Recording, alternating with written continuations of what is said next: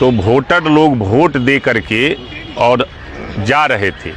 उसी दरमियान प्रभुनाथ सिंह धेनुकी बूथ पर पहुँचे और वो लोग आ रहे थे तो प्रभुनाथ सिंह ने पूछा कि तोहनी के केकरा के वोट दिला हलोगी, तो दरोगा राय बोले कि चक्कर छाप पर। तो उसी समय ये अपना बंदूक गन अपना सब लेकर के ये चलते थे, हथियार लेकर के चलते थे। उसी समय दरोगा राय को गोली मारा, दरोगा राय का स्पॉट डेथ हो गया। राजेंद्र राय जो इनको पहचानता था देख करके भागने लगा। राजेंद्र राय कुछ दूरी उसको भी गोली मारे गिर गया, लेकिन वह 3-4 महीने तक जिंदा रहा। PMCH में उसकी मौत हुई। एक दलित परिवार की महिला थी, उसको भी इन्होंने गोली मारा। जब पहला ये बात ये कि जिस तरह के मैनर और जिस तरह मोटिव था कि वोट के नाम पे आपने गोली मार दिया, वोट ने आपको नहीं दिया, तो ये डेमोक्रेसी पर हमला है। 25 मार्च 1995 को ये घटना घटी है। उसमें गवाह लोग भी कहे हैं कि हमेशा ये कहते थे कि 90 दिन के अंदर अंदर हत्या कर दी जाएगी अशोक की, और उन्होंने वही किया। तो हमारे भाई का ये हत्या कराए 90वें दिन। 2 लोगों का डेथ हुआ है, एक इंजर्ड हुए हैं 307, तीनों में लाइफ इम्पिजमेंट होना चाहिए। आज भी वो जेल में हैं, लेकिन फिर भी उनका दहशत हमारे क्षेत्र में छपरा जिले में बरकरार है। आप जो पूछ रहे हैं बड़ा ही उपयुक्त और जेन्युइन सवाल किए हैं। प्रभुनाथ सिंह की आकृति प्रवृत्ति शुरू से अपराध की रही है। अपराध में, बाहुबल में वो शुरू से ज़्यादा विश्वास किए हैं। हमेशा जनतंत्र का हत्या किए हैं। मेरा परिवार सफरर है, मेरे बहनोई की हत्या करवाए, मेरे भाई की हत्या करवाए। ऐसे दर्जनों लोग हैं जिनकी वो हत्या करवाए हैं। उनका हत्या और हथियार में ही विश्वास शुरू से रहा है। आज जो सर्वोच्च न्यायालय ने तमाम देशवासियों को जो संदेश दिया है, वह निश्चित रूप से अपने आप में बड़ा ही ये सर्वोच्च न्यायालय का सराहनीय कदम है। सर्वोच्च न्यायालय पे सबको आस्था और विश्वास रहता है। हमारे न्यायिक व्यवस्था में जो न्यायमूर्ति बैठे हुए हैं, उनके प्रति सब लोग, ये पूरे 140 करोड़ जो हमारे देशवासी हैं, विश्वास रखते हैं। और सर्वोच्च न्यायालय ने आज करके दिखाया। चूँकि हम लोग तो सफरर हैं, सब देख रहे हैं। आज भी वो जेल में हैं, लेकिन फिर भी उनका दहशत हमारे क्षेत्र में, छपरा जिले में बरकरार है। ये जो घटना घटी थी 1995 को, 25 मार्च 1995 को ये घटना घटी है। उसी दिन क्या हुआ था? उसी दिन चुनाव था। मेरा भाई भी चुनाव लड़ रहा था, और प्रभुनाथ अशोक सिंह मेरे भाई का नाम था, वह चुनाव लड़ रहा था। और प्रभुनाथ सिंह भी चुनाव लड़ रहे थे। प्रभुनाथ सिंह BPPA के प्रत्याशी थे, मेरा भाई जनता दल का प्रत्याशी था। तो वोटर लोग वोट दे करके और जा रहे थे। उसी दरमियान प्रभुनाथ सिंह धेनुकी बूथ पर पहुँचे और वो लोग आ रहे थे तो प्रभुनाथ सिंह ने पूछा कि तोहनी के केकरा के वोट दिला हलोगी, तो दरोगा राय बोले कि चक्कर छाप पर। तो उसी समय ये अपना बंदूक गन अपना सब लेकर के ये चलते थे, हथियार लेकर के चलते थे। उसी समय दरोगा राय को गोली मारा, दरोगा राय का स्पॉट डेथ हो गया। राजेंद्र राय जो इनको पहचानता था देख करके भागने लगा। राजेंद्र राय कुछ दूरी उसको भी गोली मारे गिर गया, लेकिन वह 3-4 महीने तक जिंदा रहा। PMCH में उसकी मौत हुई। एक दलित परिवार की महिला थी, उसको भी इन्होंने गोली मारा। जब CRPF का जवान जिनका डेपुटेशन था उस बूथ पे, वो लोग देखे कि गोली चल रही है तो वो लोग भी गोली चलाए, लेकिन तब तक ये मार के चले गए थे। मेरा भाई उस समय 24,000 मतों से, 24,000 से ज़्यादा मतों से विजयी हुआ था। लेकिन चुनाव का जब ये चुनाव प्रचार कर रहे थे तो उस समय ये हमेशा कहते थे कि जब तक मैं जिंदा हूं तब तक मैं विधायक रहूंगा। एक्स विधायक कहलाना मुझे पसंद नहीं है। अगर वो जीतता भी है तो पुनः चुनाव होगा, ठीक। और वो हमेशा कहते थे कि 90 दिन के अंदर अंदर ये मारे जाएंगे। वो हमारे भाई का जो सजा हुआ है तो उसमें गवाह लोग भी कहे हैं कि हमेशा ये कहते थे कि 90 दिन के अंदर अंदर हत्या कर दी जाएगी अशोक की, और उन्होंने वही किया। तो हमारे भाई का ये हत्या कराए 90वें दिन, और उसमें हम लोग लंबी लड़ाई लड़े। उसमें न्याय व्यवस्था ने न्याय दिया हम लोगों को, निचली अदालत से भी न्याय मिला, उच्च अदालत से भी न्याय मिला और सर्वोच्च न्यायालय से भी न्याय मिला।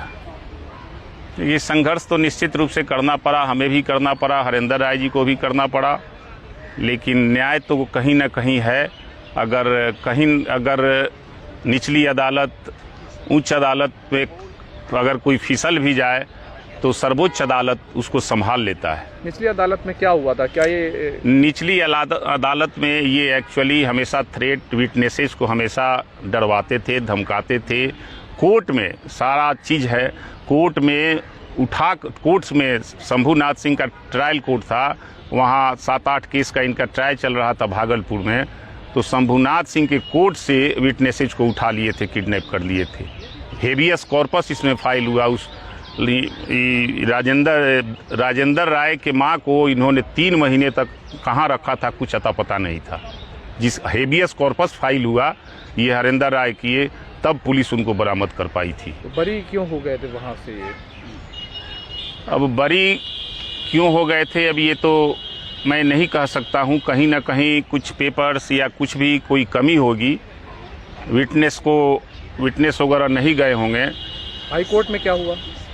हाई कोर्ट से भी ये बरी हो गए थे। और आज कितनी सज़ा इनको हुई है? और आज लाइफ इम्प्रिजमेंट हुआ है और सर्वोच्च न्यायालय ने कहा है कि जो डिसीज्ड हैं उनको 10-10 लाख रुपया और जिनको गोली लगी है उनको 5 लाख रुपया दिया जाए। आप संतुष्ट हैं इनकी जो न्याय मिला है? देखिए, ऐसे व्यक्ति को हम लोग तो देखे हैं, एक नहीं 42-43 ही टोटल मर्डर किए हैं। हम लोग तो सफरर हैं, तो ऐसे व्यक्ति को बहुत पहले फांसी की सज़ा हो जानी चाहिए।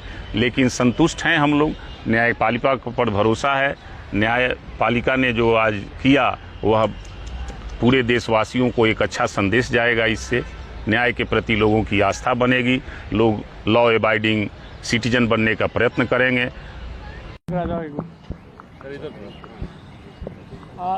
ये बताइए कि आज जो प्रभुनाथ सिंह के खिलाफ जो फैसला आया है क्या है और कोर्ट में क्या क्या बातें कही? देखिए, आज तो सेंटेंस पे था कि क्या उनको सेंटेंस होना चाहिए। तो कोर्ट में जब मैटर पहुंचा उसी वक्त छूटते ही ऑनरेबल कोर्ट ने बोला कि इसमें तो 2 ही ऑप्शन है, या तो लाइफ होना मिनिमम लाइफ या डेथ। तो डेथ वाले केस नहीं होता है, इसलिए लाइफ तो कम से कम होगा। हमने अपनी तरफ से कोशिश की 2-3 बातों को रखने की।